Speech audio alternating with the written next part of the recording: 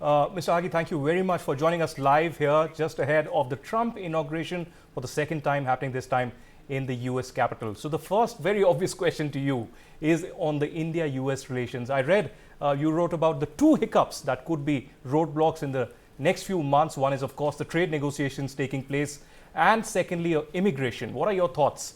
How do we get rid of these roadblocks? You have to understand what did Trump promise to his vote bank. He focused on stopping illegal immigration. He focused on bringing manufacturing back to the US. He focused on making America great again. That means people who are deprived of economic growth story, they have an opportunity to leverage that as he brings those changes.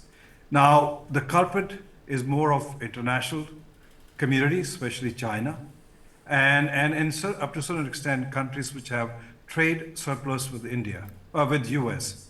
And India is the 10th largest country with a trade surplus of around $45 billion, and also the third largest supplier of illegal immigrants to the US.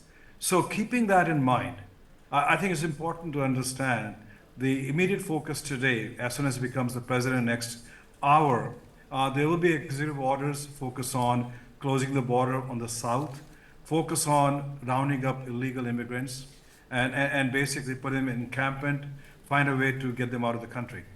But I think the key thing is going to be how do you bring manufacturing back? It took 40 years for manufacturing to move out of the US, and it is not going to come back in the next 1 year or 10 years. The process will take much, much longer. That means you need partners who can basically help you bring high-end manufacturing back. At the same time, de-risk your supply chain from China, where the stress factor is going to go up. And that's where India becomes critical.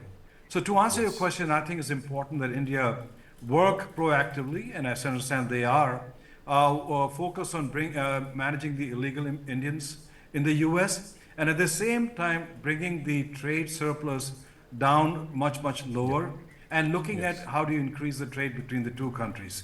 So I believe that both government of India and the incoming Trump administration already have started a dialogue to manage some of these challenges and opportunities. Well, I'm going to interrupt you, Mukesh Aghi. Just visuals coming in from Washington, D.C. right now. That's the beast